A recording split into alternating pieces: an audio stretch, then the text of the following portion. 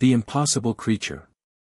High above the twin suns of Zephyrian, the Galactic Council's Hall of Judgment gleamed like a crystal fortress against the void.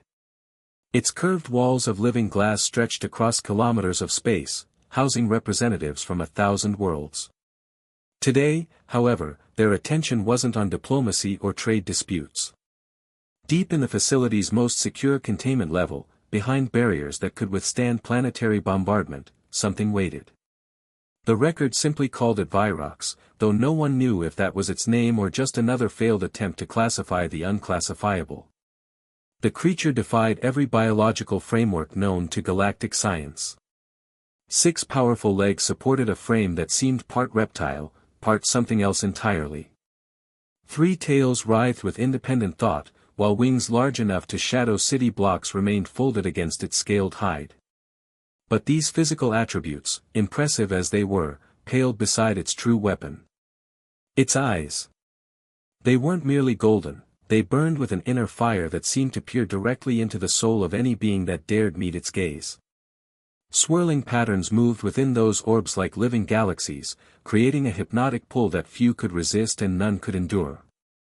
The containment chamber's walls were lined with the names of those who had tried to face Vyrox and failed. Veteran diplomats who had negotiated peace between warring empires. Military commanders enhanced with combat stimulants from 3 different species. Even telepaths whose minds had been genetically perfected to resist mental intrusion. The longest anyone had lasted was 6 seconds. Most broke in 3. Commander Thane, the facility's security chief, watched the creature through reinforced barriers as it paced its prison. Even through multiple layers of shielding, he could feel the weight of its presence pressing against his mind like a physical force. "Sir," his aide whispered, approaching carefully. "We've received another request for access. This one's unusual." Thane turned, grateful for the excuse to look away from those burning eyes. "Another research team?" "No, sir. It's from someone claiming they can face the dragon. A human." The security chief almost laughed. Humans were still newcomers to the galactic community, barely a century since first contact. They were known for their reckless bravery and fragile biology, traits that didn't typically combine well with creatures like Vyrox. What kind of human? Military? Scientist? His aide checked the request again, frowning. According to this, she's 17 years old. Name's Ara Win. No military background, no scientific credentials. Just a message that says, "I can face the dragon." Thane stared at the document, then back toward the containment chamber where Vyrox continued its endless patrol. The creature had been here for 6 months now, and the council was growing impatient. Some members were calling for its termination, while others wanted to study it further. But none of their experts could get close enough to learn anything meaningful. "Sir," the aide prompted. Against his better judgment, Thane found himself nodding. "Schedule a preliminary viewing. Remote observation only. If she can't even look at it through the barriers." He didn't finish the sentence. They both knew what happened to beings who couldn't handle Vyrox's presence. The medical bay was still treating 3 researchers from last week's failed attempt. As his aide hurried away to make arrangements, Thane turned back to the observation window. Vyrox had stopped pacing and now stood perfectly still in the center of its chamber, those terrible golden eyes fixed on something beyond the walls. For a moment, Thane could have sworn the creature was looking directly at him. The request had been approved faster than anyone expected. Within hours, transport ships were being prepared and security protocols established. Word spread quickly through the station's corridors, another challenger was coming for the dragon. But this time, something felt different. The usual betting pools among the staff were quieter, more subdued. Even the alien dignitaries who typically gathered to watch such spectacles seemed uncertain. Perhaps it was the challenger's age that unsettled them. Or maybe it was something else entirely, a sense that the very air around the containment level had begun to change, as if the station itself was holding its breath in anticipation of what was to come. In his private quarters, Commander Thane reviewed the human girl's file one more time. Ara Win. Born on a frontier colony. No special training, no enhanced genetics, no technological augmentations. Just an ordinary human teenager who claimed she could do what the galaxy's finest minds could not. He closed the file and looked out at the stars beyond his window. Tomorrow, they would find out if humanity's reputation for impossible achievements was justified, or if they were about to witness another tragedy in the halls beneath the twin suns. The arrival. The transport docked at exactly 0800 station time. Commander Thane had expected an entourage, security escorts, medical teams, perhaps even diplomatic observers. Instead, a single figure emerged from the airlock.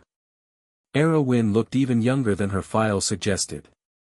She wore simple civilian clothes and carried nothing but a small travel bag. Her dark hair was pulled back in a practical ponytail, and her brown eyes held a calmness that seemed out of place on someone about to face the galaxy's most dangerous predator. Miss Win, Thane greeted her as she stepped onto the station. I'm Commander Thane, Security Chief. I have to ask, are you sure about this? She nodded without hesitation. I'm sure. You understand what you're facing? Vyrox has broken trained telepaths. Military officers with decades of combat experience couldn't last more than seconds in its presence. I understand, she said simply. But I need to try. Thane studied her face, looking for signs of the usual human bravado he'd come to expect from their species. Instead, he found something else, a quiet determination that reminded him uncomfortably of the ancient warriors from his own homeworld. The walk to the containment level took 15 minutes through the station's winding corridors. Other personnel stopped to stare as they passed. Word had spread quickly about the human challenger, and curiosity was high. Some whispered among themselves in languages Thane didn't recognize, while others simply watched in silence. Tell me, Ara said as they rode the elevator down to the secure levels, has anyone ever asked Vyrox what it wants? The question caught Thane off guard. What it wants? It's a predator. A weapon. We're not even sure it's fully sentient. Everything wants something, she replied quietly. Even predators. The elevator doors opened to reveal the containment level's sterile white corridors. The very air here felt different, heavier, charged with an energy that made most visitors uncomfortable. Ara, however, showed no signs of distress as they approached the observation chamber. The preliminary viewing will be conducted from here, Thane explained, gesturing to the reinforced window that looked into Vyrox's prison. Multiple barrier systems separate you from direct contact. If you experience any discomfort, headaches, nausea, disorientation, we'll extract you immediately. Ara nodded and stepped up to the window. Beyond the transparent barrier, Vyrox paced in its circular chamber. The creature's massive form moved with predatory grace, each step calculated and purposeful. Its folded wings rustled occasionally, creating sounds like distant thunder. How long has it been here? She asked. 6 months. We captured it after it destroyed 3 research outposts in the Outer Rim. Destroyed? Ara tilted her head slightly. Or defended itself? Before Thane could respond, Vyrox stopped moving. The creature's great head turned toward the observation window, and those terrible golden eyes fixed on the girl standing behind the barrier. Thane instinctively stepped back, his hand moving to the emergency alarm. Every other observer had collapsed or fled within seconds of making eye contact with the dragon. He waited for Ara to scream, to fall to her knees, to beg to be taken away. Instead, she stood perfectly still and stared back. The seconds ticked by. 5. 10. 15. Around the observation chamber, monitoring equipment began registering unusual readings. The psychic pressure sensors, designed to measure Vyrox's mental emanations, showed fluctuations they'd never recorded before. 20 seconds. 25. Vyrox took a step closer to the barrier, its eyes never leaving Ara's face. The patterns within those golden orbs swirled faster, more intensely, as if the creature were pouring more power into its gaze. 30 seconds. Impossible, Thane breathed. At 35 seconds, something extraordinary happened. Vyrox blinked. Not the slow, predatory blink of a hunter marking its prey, but a quick, almost confused flutter of its massive eyelids. Ara smiled, not in triumph, but with something that looked remarkably like understanding. "I'd like to meet it properly now," she said, finally breaking eye contact to look at Thane. "Without the barriers." The security chief felt his blood run cold. "Absolutely not. The direct exposure would kill you in seconds." "Would it?" Ara asked, turning back to the window. Vyrox was still standing there, still watching her with those burning eyes. But something had changed in its posture. The aggressive tension was gone, replaced by what could only be described as curiosity. "I need authorization from the council," Thane said, already reaching for his communicator. "This is far beyond normal protocol." "Then get it," Ara said quietly. "Because I think your dragon has been waiting for someone to talk to it. And I think I know what it's been trying to say." As Thane made his urgent calls to the council chambers above, neither he nor Ara noticed that Vyrox had stopped pacing entirely. The creature now sat in the center of its prison, wings folded, watching the human girl with an expression that seemed almost hopeful. The impossible had happened in those 35 seconds of eye contact. For the first time since its capture, Vyrox had encountered a mind that didn't break under its gaze, a consciousness that looked back at it not with fear or challenge, but with recognition. And in the observation chamber, a 17-year-old human girl prepared to do something no being in the galaxy had ever attempted, have a conversation with the deadliest predator known to the stars. The council's decision. The emergency session convened within an hour of Thane's report. The circular chamber of the High Council filled with representatives from across the galaxy, each bringing their own perspective on the impossible situation developing in the depths of their station. Councillor Zoriel, the ancient Valtharan who had led the assembly for 3 centuries, called for order with a gesture of his crystalline hand. "We are here to discuss the human's request for direct contact with the entity designated Vyrox. Commander Thane, please present your report." Thane's holographic image appeared at the center of the chamber, his expression grim but professional. "Honored councillors, at 0947 station time, the human Ara Win achieved sustained eye contact with Vyrox for 35 seconds. This exceeds our previous record by a factor of nearly 6. More significantly, the creature's behavioral patterns suggest recognition." Murmurs rippled through the assembly in a dozen languages. Councillor Zen, her 4 arms folded in skepticism, spoke first. "Recognition? You mean it sees her as prey?" "No, Counselor. If I may." Thane gestured, and a recording of the encounter began playing above the assembly. The councillors watched in silence as Ara faced down the dragon through the barrier, their gazes locked in what appeared to be actual communication. When Vyrox blinked first, several councillors gasped audibly. "This is unprecedented," admitted Councillor Marn, his scaled features creased in thought. "Our xenobiologists have spent months trying to establish any form of communication with the creature. This human achieves more in 35 seconds than our experts managed in half a year." "She's a child," Councillor Zen protested. 17 years old, with no training, no augmentations, no special abilities we can detect. How is this possible?" Dr. Kayeth, the station's chief xenopsychologist, requested permission to speak. Her image materialized beside Thane's. "If I may suggest, councillors, we may be approaching this from the wrong angle. Perhaps Vyrox's mental projections aren't attacks at all, but attempts at communication. The crushing psychic pressure we've documented might simply be incompatibility."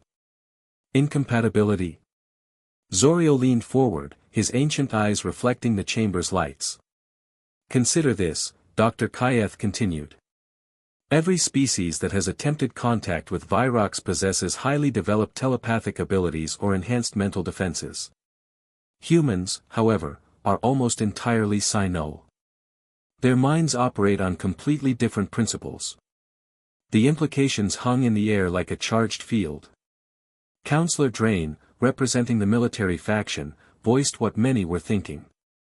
Are you suggesting that humanity's mental simplicity is actually an advantage? Not simplicity, Dr. Kayeth corrected. Compatibility. Vyrox's communication method may be perfectly suited to human neural patterns while being overwhelming to more advanced psychic species. The debate that followed lasted 3 hours. Some counselors argued for immediate termination of the experiment, citing safety concerns. Others pushed for extensive testing and documentation. But gradually, a consensus began to emerge around a single question: what if they were wrong about Vyrox entirely? Finally, Zoriel called for silence. The question before us is not whether this is safe or wise. The question is whether we can afford to ignore what might be our first real chance at understanding this creature. He paused, his gaze sweeping the assembly. I call for a formal vote.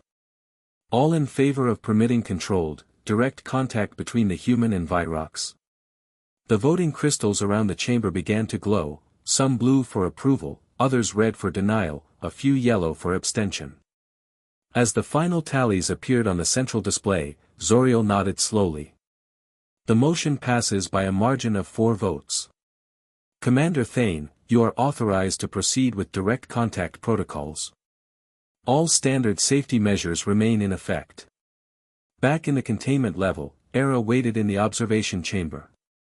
She had spent the hours during the council session simply watching Vyrox, and the creature had watched her in return.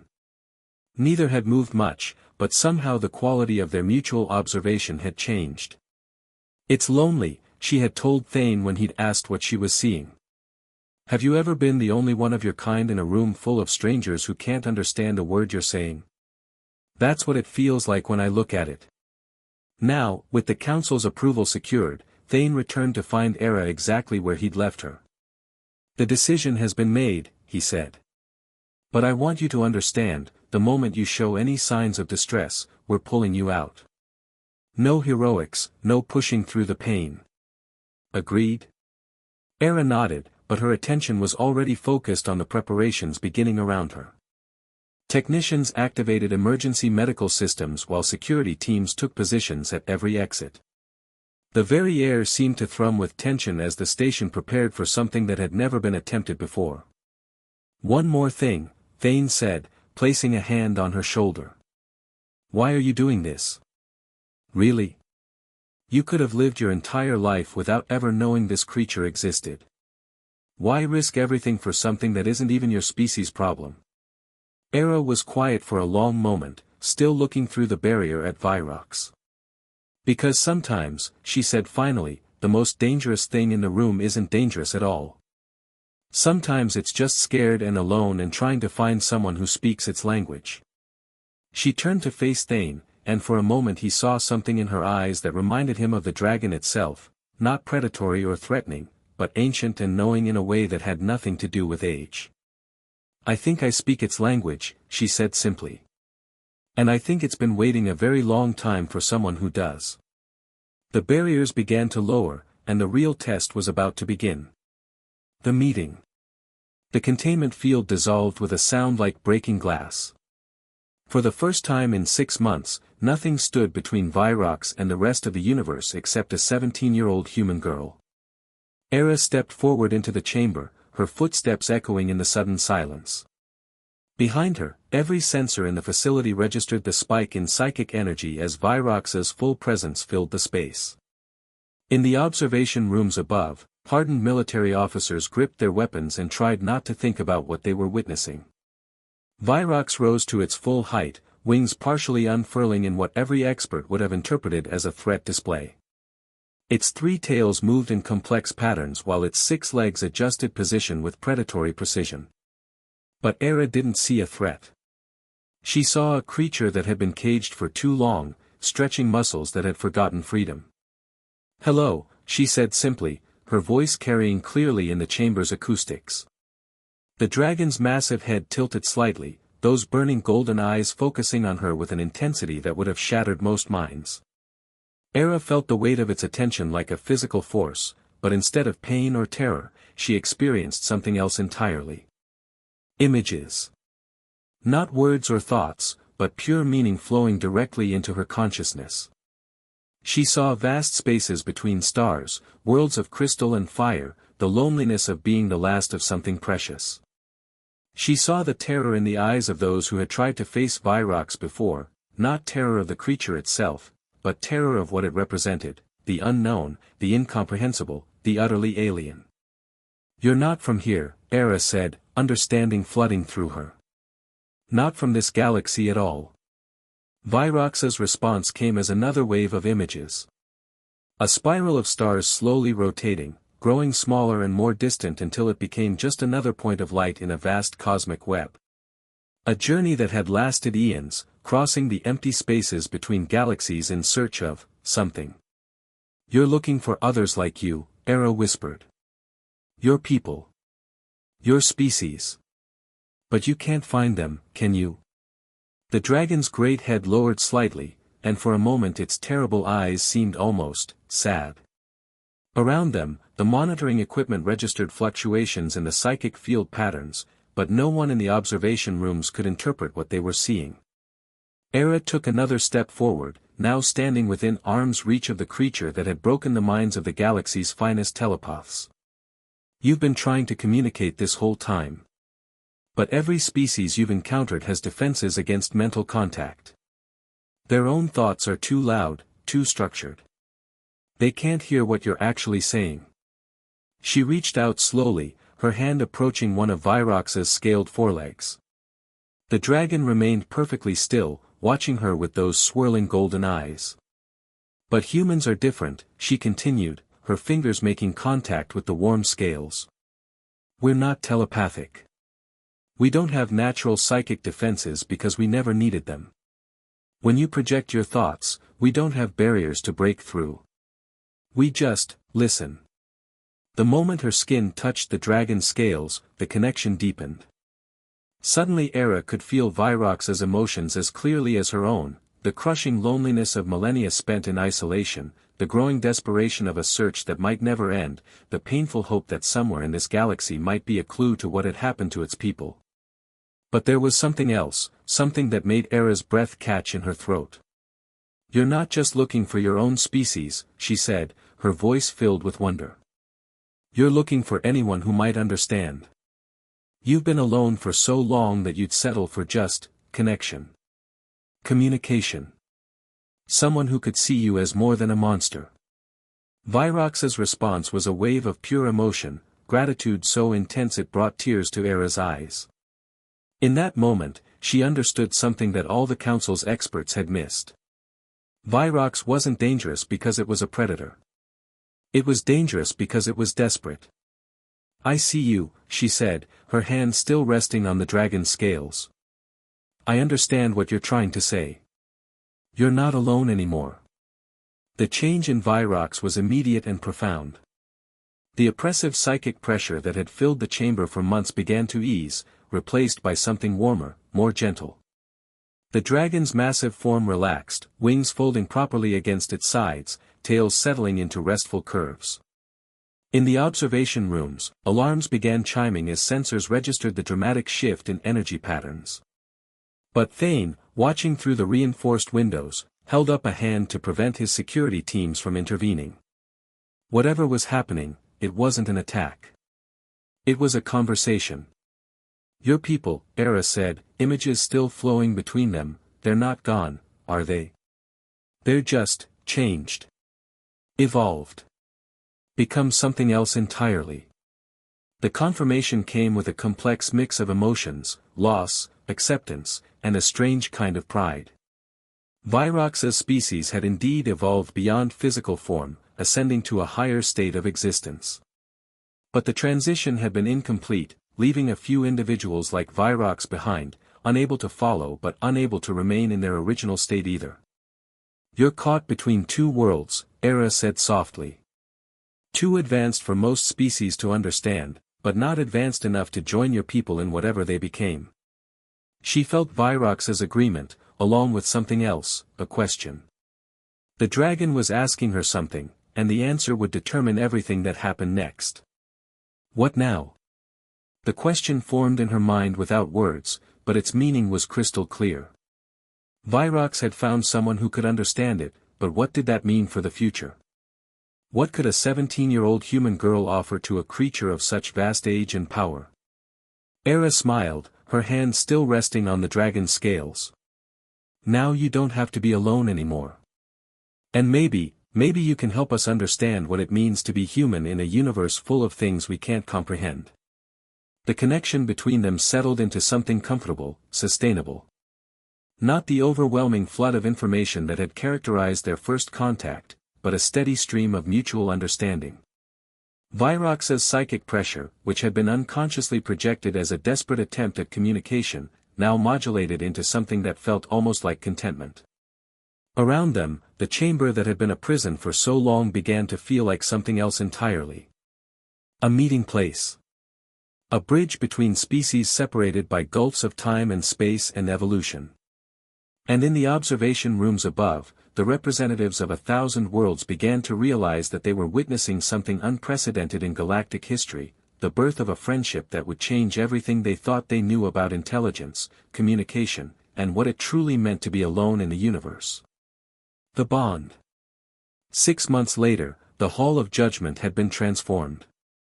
What was once a containment facility had become something unprecedented in galactic history, a center for interspecies communication research.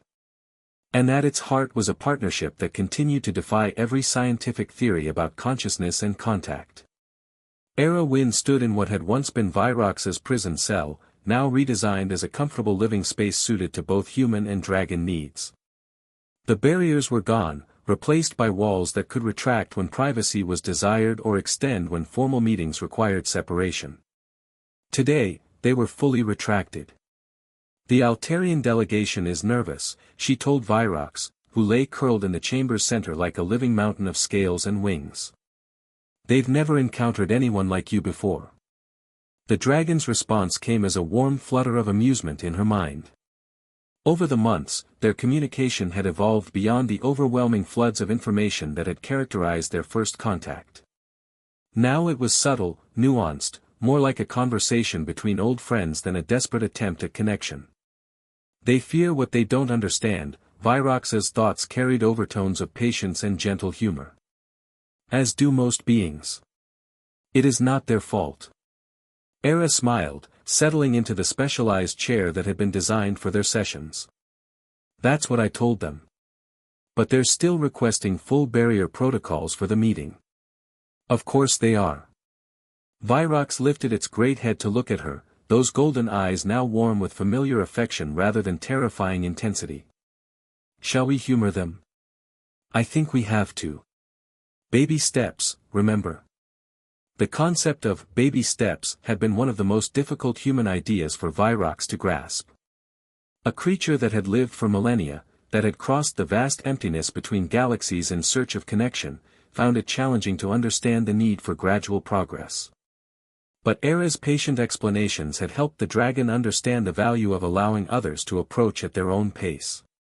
Their breakthrough had sent shockwaves through the galactic community. Within weeks of the first successful contact, representatives from dozens of species had requested their own attempts at communication with Vyrox. Most had failed, their minds too structured, too defended, too fundamentally different from human consciousness to achieve the kind of direct connection Ara had established. But some had succeeded, at least partially. A few individuals from species with naturally flexible mental patterns had managed brief exchanges. Others had learned to work through Ara as a translator, using her unique compatibility with Vyrox's communication method to bridge the gap between radically different forms of consciousness. The implications were staggering. For the first time in galactic history, they had confirmed the existence of truly post-biological intelligence. Vyrox's evolved people represented a form of consciousness that had transcended physical limitations entirely. The dragon itself was a living bridge between biological and post-biological existence, carrying within its mind the accumulated knowledge of a species that had achieved something most civilizations only dreamed of. The research teams want to know if you'd be willing to share more memories of the transition period, Ara said, checking her notes. Specifically, they're interested in how your people managed to maintain individual identity during the ascension process. Vyrox was quiet for a moment, and Ara felt the complex mix of emotions that always accompanied questions about the transition. Pride in what his people had achieved, sadness at being left behind, and a deep, abiding love for those who had moved beyond physical existence. The answer is not simple, Vyrox finally responded. Individual identity, as most species understand it, became irrelevant. Yet something essential persisted. Perhaps it would be more accurate to say that identity expanded rather than disappeared. I'll try to explain that to them, Ara said. Though I'm not sure I fully understand it myself. Few could. It requires experience of both states of being, individual and collective, limited and unlimited. I am perhaps the only one in this galaxy who has lived in both worlds. The weight of that unique perspective never failed to humble Ara. She was communicating with a being that had witnessed the birth and death of stars, that carried within itself the memories of an entire species' evolution beyond physical form. Yet somehow, it had chosen her, a human teenager from a frontier colony, as its primary point of contact with the galaxy. The philosophical implications alone will keep the universities busy for decades, she said. Though I think the practical applications might be even more important. She was right. Vyrox's knowledge had already led to breakthroughs in fields ranging from faster-than-light communication to consciousness transfer technology. The dragon's understanding of mental energy patterns had revolutionized their approach to artificial intelligence, while its memories of galactic-scale engineering projects had provided new insights into megastructure construction. But perhaps most importantly, their partnership had fundamentally changed how the galaxy thought about intelligence itself. The discovery that human consciousness was uniquely compatible with post-biological communication had elevated humanity's status from an interesting newcomer species to a crucial bridge between different forms of sentient life. There's something else, Ara said, her tone growing more serious. The deep space monitors have detected something. An energy signature unlike anything we've seen before, moving through the outer systems. Vyrox's attention sharpened immediately. Through their connection, Ara felt the dragon's sudden focus like a beam of concentrated starlight. Show me. Ara activated the holographic display, and the chamber filled with star charts and sensor readings. The anomalous signature appeared as a shifting pattern of light moving between the outer planets of the system. Vyrox studied the data for several minutes, its great head moving to examine the display from different angles. Finally, it looked back at Ara, and she felt a complex mixture of excitement and apprehension flowing through their link. They have come. Your people. Ara's heart began to race. The Ascended Ones? Not my people, but others like them. Post-biological consciousness seeking contact with this galaxy's inhabitants. Word of our communication has traveled further than we imagined. The implications were staggering. If other ascended species were taking interest in their galaxy, everything would change. The partnership between Ara and Vyrox had been just the beginning, a first step toward contact with forms of intelligence that existed beyond the physical limitations that defined most galactic civilization. What do they want? Ara asked. Vyrox's response carried overtones of anticipation and ancient joy. The same thing I wanted when I first arrived. Connection. Understanding. Communication with those who might bridge the gap between what was and what could be. Ara stood, moving to the great window that looked out onto the stars. Somewhere out there, beings of pure consciousness were approaching, drawn by the unprecedented success of human-dragon communication. The galaxy was about to change in ways no one could predict. Are you ready for this? She asked. Vyrox's answer came not in words or images, but in a feeling of deep contentment mixed with eager anticipation. The dragon had spent eons alone, searching for connection. Now, that connection was expanding beyond anything either of them had imagined possible. I have waited so long to not be the only bridge between worlds, Vyrox replied. And you, young human, have shown this galaxy that consciousness takes forms beyond their wildest dreams. Together, we will greet these new visitors and help them find what they seek. As they watched the stars together, Ara reflected on the journey that had brought them to this moment. 6 months ago, she had been just another teenager on a frontier world. Now, she was humanity's ambassador to forms of consciousness that existed beyond the physical universe, and her partnership with an ancient dragon was opening doors to possibilities that would reshape the galaxy. The future was uncertain, filled with challenges and wonders they couldn't yet imagine.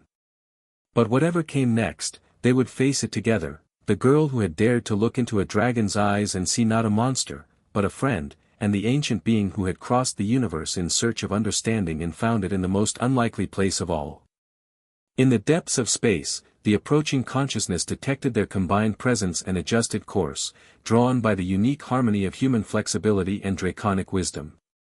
A new chapter in galactic history was about to begin, built on the foundation of trust between two beings who had learned that the most important connections often form between the most unlikely companions. The stars themselves seemed to shine brighter as the universe prepared for the next phase of contact between civilizations separated not just by distance, but by the fundamental nature of existence itself.